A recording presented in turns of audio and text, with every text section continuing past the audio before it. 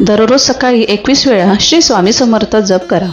गुरुवारी मी स्वामींना पिवळं फूल अर्पण करा. 7 गुरुवार स्वामींचा नवस करा. स्वामींच्या फोटोसमोर तुपाचा दिवा लावा. रोज संध्याकाळी आरती म्हणा. स्वामींचं नामस्मरण करत झोपा.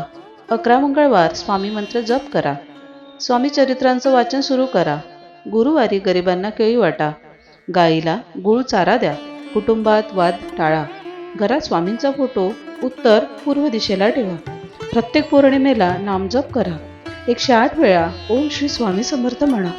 लग्नासाठी स्वामींकडे मनोभावे प्रार्थना करा. शक्य असल्यास अक्कलकोट येथे दर्शन घ्या.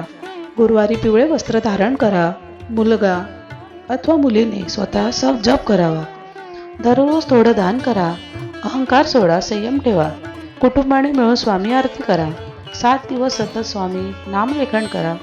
घर स्वच्छ व सात्विक ठेवा. वडीलधाऱ्यांचा आशीर्वाद घ्या. गुरुवारी साखर चणा वाटा. नकारात्मक बोलणं टाळा. उपासनेत सातत्य ठेवा. लग्नाबद्दल भीती मनातून काढा.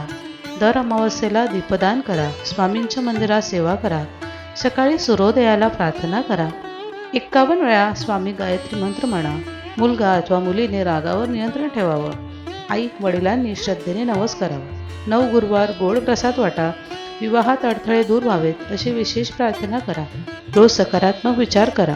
स्वामींच्या चरणी नारळ अर्पण करा. शक्य असल्यास अन्नदान करा. सर्वात महत्त्वाचं पूर्ण विश्वास ठेवा. लक्षात ठेवा, उपाय करताना श्रद्धा, संयम आणि सातत्य महत्त्वाचं आहे. स्वामी समर्थ नेहमी भक्तांच्या पाठीशी असतात. श्री स्वामी समर्थ. जय जय स्वामी समर्थ. श्री स्वामी समर्थ. जय जय स्वामी समर्थ.